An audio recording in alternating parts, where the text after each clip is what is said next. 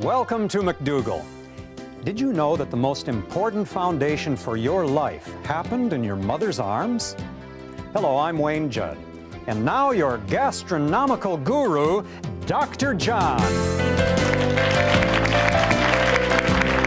How are you? Good to see you. Is that gastronomical, like in terms of gas? Yes. I know a lot about gas. As a matter of fact, the only criticism... You've had experience, I assume. The only criticism you can launch against a healthy diet, a starch-based diet with vegetables, fruits, and beans, is gas. Yes, I can vouch for that. So I think it needs to be addressed, even though it is a very sensitive issue. Okay, please. On this kind of diet, you do have more gas, no question about it. And for a very simple reason, there are carbohydrates that are not easily digested. And as a result, what happens is they move from the small intestine into the large intestine. And in the large intestine, bacteria turn them into gases. And this is troublesome for a lot of people. And what we have to do is we have to deal with it, know what to do about it, recognize it.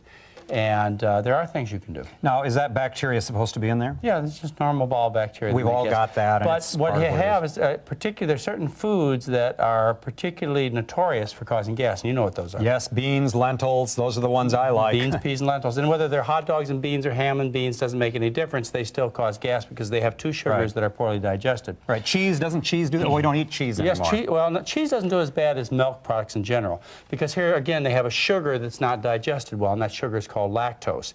Cheese is low in lactose, but yogurt or skim milk or regular dairy products, milk, ice cream, and so on, has a lot of lactose. And so many people, particularly non-Caucasian, non-white people, get lots of gas from dairy products. But I won't ask you why it discriminates, but well, sounds a little discriminatory. It probably has to do with exposure. In other words, the white population has been exposed to dairy products through, centuries. And as a result, whereas the Hispanics, blacks, Asians have not had that exposure, and so as a result they have not adapted to the dairy, and the adaptation would be keeping an enzyme that's designed for digesting milk called lactase, which everybody has when they're a little baby. Lactase digests lactose, and of course you're supposed to be digesting the milk of mother's milk. Yes. But as far as this gas issue, which I know you want to solve, let's get a solution. First of all, there's adjustment that takes place, and that makes a big difference. If you just give it a little time when you change your diet, what happens is your bowel bacteria change, and as a consequence, you're able to digest more of those carbohydrates, and of course you make much less gas. So don't give up if it's a little tough at first. The second thing you can do, and nobody's going to discuss this with you, this is a very sensitive subject. All right. The second thing you can do is you can give up the beans, peas, and lentils. You don't need them for any reason. I mean, they are high in protein, but you get plenty of protein from rice, potatoes, corn, fruits, and vegetables. So you don't have to have the beans, peas, and lentils in. So if you don't tolerate them, then just leave them out. And you're still going to have a good diet. Oh, very healthy diet. You get all the protein you need in rice. You don't have to worry about it. The next thing that you can do is you can cook these beans, peas, and lentils, and all your other vegetable foods very thoroughly, because what you do then is you end up breaking down these sugars so they're much more easily digested by thorough cooking. Don't you ruin something good in the... No, not necessarily. No, you still have plenty of nutrients. Nature was so kind, she just loaded your foods with nutrients, so even thorough cooking is not a big issue as long as you plan your diet around vegetable foods. So I don't have to worry that I'm losing something if my food isn't raw. Well, nothing that is going to make a difference as far as your health is concerned. Oh, that's great. You can make arguments for it, but none of them really hold up when it comes to the bottom line, which is just enjoying good health. Now, have you ever heard of people who say that what you do for gas is you soak the beans and then throw the water out? Yes. Okay. I've heard that. What soaking does is that it starts the cooking process. In other words, it starts the breaking down process. And so after you've soaked, you need to cook less. And so soaking just starts the digestion of those carbohydrates. I see. Yeah. Now, there's a product on the market that you can buy that helps with the gas. You go into the drugstore, the food store, grocery store, and it's called Beano. Yes. You've heard of Beano. I know it comes about in Beano. liquid, and it also comes in little tablets. And you have to start your meal with these substances. You eat with your first bite. What they do is they supply the enzymes that'll break down those sugars that your intestinal tract can't break down. But I can tell you that you might use that if you're early on in a diet change, and it may not work as much as you think it should. It is certainly, the response to Beano certainly varies with people. Yes. And the next thing you can do is you can use activated charcoal. That sometimes helps. But what I want to point out to you, What I want to point out to you, Wayne, is that gas is natural and normal. This is really not something abnormal. You mean even beautiful people have gas? Beautiful. Do you ever ride a horse? I never thought of beautiful people Did as you ever having ride gas. a horse? Yes, I've ridden a horse. Okay, then you know gas is natural. And the one advantage of this kind of gas, Wayne, is that I lost you on that. I'm hearing. Well, the audience didn't lose You mean me. the horse is very gassy. the horses do that? Yes. it's very Okay. gassy. I just wanted to make The sure. advantage of this time of gas is it's a lot less malodorous. So you think about that. You think that's about that nice. for a while while we're getting ready for So you can be our impolite and no one will know. I see. Our next segment. It's an advantage to eat a healthy diet. We're going to talk about eating a healthy diet all the way from birth. We're going to talk about breastfeeding in our next segment, an extremely important subject. Sounds great. We'll be back with you in just a moment.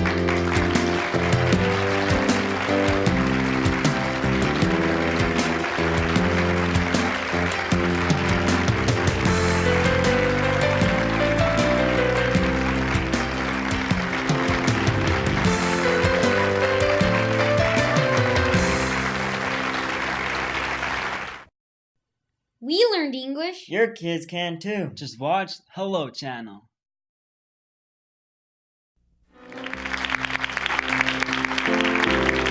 Have a lot of action. And welcome back to the show. This is a subject that I hate to use the word passionate about, but I am passionate about it, and that is feeding of the young children, breastfeeding specifically. With us is Hope Colt Maddie. She is a leader in the La Leche League, and just knowing where you come from, I have to realize you support it. Very much so. Are you a mother also? Yes, I have 2 children, and they're 12 years old and 9 years old, and no longer nursing, but They were nursed. they did at one Okay, time. all right. Yes. Now, a lot of mothers are offended by this subject. They don't like the militant aggressiveness that La Leche leaders have and counselors have. But I want to tell you, I don't care. I think it's absolutely essential that you do the work you do, and if you hurt their feelings, tough. They've got to learn this very important subject, and you tell us why it's important to breastfeed. Well, I can give you the top 5 reasons why I think it's important to breastfeed. First of all, breast milk is tailor-made to each individual baby's needs. And So let's stop with that for a minute. That means when they're premature, the breast milk That's is right. different. Yes. And when they're 1 month old, it's different than when they're 6 months old, and Exactly. so it adjusts to the needs of the Yes. baby. And also, and I hate to put words in your mouth, but it also changes with the ambient temperature of the room and how much water the baby That's right. needs. It takes care of everything. It changes from day to night. Mothers in the morning have richer milk because they've had a good night's sleep, hopefully, and towards dinner time it waters down. This gives the baby cues on when to wake up and when to go to sleep. So it Varies. changes And if the over baby time. sweats a lot and needs more water as opposed to milk, it makes that variation too? That's right. Smart. Yes. Number 2. Okay, it's cheap. Dads like that one. Yeah. And if you breastfeed a baby for 6 months with no supplements, you can expect to save approximately the cost of a major household appliance, Wow. which can be like $1,000 or more. You're really hitting below the And- belt when you talk about the money aspect. And that's just with the formula costs. Okay. If if you breastfeed, then babies have less illness and less need to see the pediatrician. But that's cheap, that's 2. Let's go on to 3. Okay. Is 3 illness? 3 would be sleep, because that's a really important thing to most moms. And in particular, I hear from women who are working outside of the home and breastfeed that they get more sleep if they breastfeed, because if the baby's sleeping in their room, they don't have to get up and go out and fix a bottle, and the baby wakes up So completely. you don't have to take the time preparing the bottle either. Right. Okay. Yes. And So everybody rests better. That's right. Everybody. You know, one of the Dad, things that really everybody. bugs me is when I'm on an airplane or I'm in some building and I have this crying infant there, and I just know that if this was a breastfed infant, that the mother would be able to establish a relationship that would keep the child comforted and quieted. And Yeah. I feel like going up and shaking her, but I know it wouldn't do any good. Okay. All right. Finally, health in general. Breastfed babies have fewer illnesses and things like that. Can you be a little more specific about that? How Well, much fewer? I tell you that one of the major ones is that they have fewer allergies. They have You fewer know, allergies. which you were talking about. It's been associated with asthma, before. obesity, That's right. and yes, And if- multiple sclerosis, even though that's very right. controversial. And I'll tell you a figure that I love. Is bottle-fed babies have 3 times the risk of hospitalization and major illness during the first year of life. You ever heard that? Yes, I have. Now that would shock any mother, wouldn't it? That I mean, certainly would. you know, you got this new baby in the home. You're worried every time they cry, and somebody presents you with the fact that the baby has 3 times the chance of going to the hospital or being very ill if you bottle feed the kid. That's right. Hope, can every mother breastfeed? And what if they can't? you know, I mean, are we making people feel guilty by making such a big case for I this? hope so. That's a really good. Well, John, I tell you, if they would allow me, I would be a member of the league. this is a cause for you, isn't it? Yes. Well, that's a good question because it's a question that we get asked frequently. Yes, every woman can breastfeed. Every healthy woman can breastfeed. As a matter of fact, if you look in third world countries where women are emaciated and you know, malnourished, They still breastfeed. They can still, and they have a chubby little breastfeeding baby on their lap. There are women who have problems nursing. Sometimes if a woman has had breast surgery or something like that, or certain forms of illness, cancer, there might be some challenges. But I've known women who've breastfed through you know, they've been told by everybody they wouldn't be able to. Isn't it true that you can even breastfeed if you've never had a baby? That's exactly true. Many adoptive mothers have chosen to try and to nurse and have been successful. Are we at 3 or 4 yet? I think we're still at 4. One thing I did want to mention along with health is that jaw and facial development is so much more enhanced by breastfeeding, that earlier speech and better speech is enhanced. Is that right? That's amazing. Well, babies use totally different facial movements and jaw muscles in order to breastfeed rather when than they have bottle a feeding. Yeah, they don't basically use very few when they're bottle feeding. And breastfeeding babies also develop these chubby breastfeeding cheeks, so they're cuter too. That's a great argument. Number 5. Probably the most important reason for me, even if all the health reasons were not there, it's the closeness, and it's beginning a lifelong communication with your baby of, I'm going to help you with your needs. I'm going to listen to you. I'm going to respond to you. I'm going to hold you close to me. And my children are now 9 and 12, and I feel that that was the foundation of my relationship with them. But you know, a lot of people argue about that. A lot of people say that it's just as nice a relationship to have this bottle as opposed to the breast. And what I say to those people is, you try curling up at night with a rubber nipple and a glass bottle, and you see how much more fun it is. Yeah, and it's a big difference, isn't it? Yes, Cold glass bottle. breastfeeding is a tool you can use. You can choose to use, or you can choose not to use. It's something that helps make mothering, parenting easier. Yes, and we're going to talk about why it gets sabotaged, because it's not the woman's fault. It's money. I thought you were going to say men who No, don't we're going want to talk share. about the fault. We're going to also talk about some of the other problems associated with bottle feeding as opposed to breastfeeding, and we'll be back in a moment.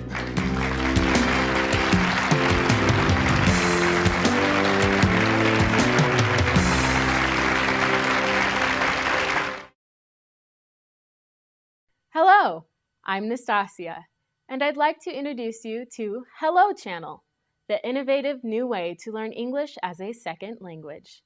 If you can learn English, your opportunities expand. Knowing English allows you greater job options, more money, and a better lifestyle. Here's the best part. Learning English is now easy because Hello Channel brings it right to your home. Come join our classroom, enjoy great entertainment, and improve your vocabulary, all while you watch TV. A brighter future is ahead if you'll just say hello. Welcome back. We have Hope Colt-Meddy with us. She's a leader from La Leche League. We're talking about a subject you can tell I care a lot about. I'll tell you, one of the things is I was breastfed for 3 weeks. And what really hurt my feelings was when I read an article a couple of years ago in The Lancet that said that my IQ was off by 9 points because I wasn't breastfed longer. You know, I could have been up there with Donahue or Oprah if I'd have been breastfed a little bit longer. Also, last year there was an article that showed children who were bottle fed had twice the chance of having brain damage, brain problems. And you also have problems of colic. Now, I'm going to hit people with one that always gets emotional reactions, and I'm sorry if you don't like it. But the data shows that if you bottle feed a child, the risk of crib death, SIDS, is increased 2 to 4 times over a breastfed baby. Now, it doesn't mean all cases of SIDS are caused by bottle feeding. Right. It just, What a simple help to reduce this problem. Part of the reason they believe that is because a baby sucks differently at the breast, breastfeeding helps regulate breathing and causes the baby to want to intake air and exhale. Also, they're close to the mother a lot, so they hear the mother breathing. And also the position, but I think one of the more interesting explanations is the cow's milk is inhaled. It goes into the stomach, right. It is regurgitated and inhaled by the child and causes an immunologic reaction, an anaphylactic reaction, which kills the child, which is one of the more interesting theories. But regardless, the data is there, and study after study after study, bottle-fed babies have an increased risk. The mothers knew this, but they don't stand a chance. What happens when you have a baby in the hospital? Well, that can be a difficult situation. What happens is many times there's a lot of separation, and in order for breastfeeding to get off to the best start, you need to have a lot of togetherness between the mom and the baby. And sometimes if a baby develops jaundice, which is normal physiological jaundice, many times physicians feel that babies need to have a break from the breast, and it's not like, you know, putting a bottle back and forth. It's hard to get the baby back. So there's a problem of education with the doctors, and I'd have to say the nurses, even though most of them are women, there's a problem there. But what do you get as a special prize when you go home? You get a nice bag full of formula. Oh, yes, you get a bag full of formula. So you can do the modern thing. You can bottle feed your baby, provided by the drug company. When you tell them that you're not going to bottle feed, they will not give you the formula. Well, that's kind of them. What is the father's role in breastfeeding? Does dad just sort of watch, or can dad help in this process? Oh, dad's extremely important. He's, you know, sometimes babies don't just need to breastfeed. They, you know, mom has tried the breast, the diaper, the everything, but dad can walk the baby around. Dad helps in many ways. Dad supports the mom, and that's very important. And dad is much happier because the baby is quieter and happier. Colic, which is a problem of babies, has been shown to be reduced dramatically in breastfed babies. And an important thing is that breastfed babies need to be fed with clean breast milk. And so one of the things they found is what the mother eats, and particularly the mother consuming dairy products, cow's milk, will induce colic in breastfed babies. Very interesting. Yeah, a baby is never allergic to breast milk because that would be, you know, illogical in nature. But you can't. A baby can be allergic to things that the mother intakes, and cow's milk is the #1. Now, there's an 800 number for La Leche, so I'd like you to get your pencils ready because the people at La Leche will come out and help. I mean, your interest is in purely one of making this natural process take place. And lots of women have lots of problems and very little support in our society, and I just can't tell you how much I applaud you. Thank you. The 800 number is 1-800-LALECHE. That's L-A-L-E-C-H-E, or let me give you the numbers. It's 1-800-525-3243, 525-3243. If you know anybody who's having problems, you know, a friend, a relative, or if you're a nurse and you happen to be working in the delivery room, you know, what an opportunity to pass this information out so the LaLeche people can come by. Thank you very much for having this show and for informing the public about this important issue. Oh, well, they need to know. We need to have more and more shows about this. You got to get it off to a good start in life, don't you think? Absolutely. Can they reach you through that 800 number also? Yes, they can get in contact with a La Leche League leader in their area. Now, I want to introduce you to the mother of my 3 breastfed children, Mary McDougall, and she's going to show us how to do a little bit of cooking for children. How's that? Great. All right. Join us after this commercial break. We'll be right back.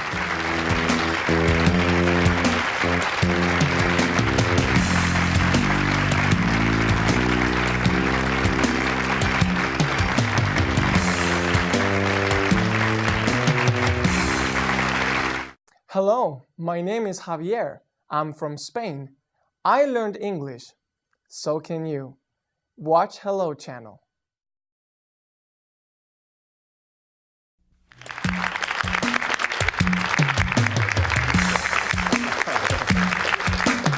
And welcome back. I'd like to introduce you to Mary McDougall. That's right, Mary's my wife, and we've been together 23 years. Yes.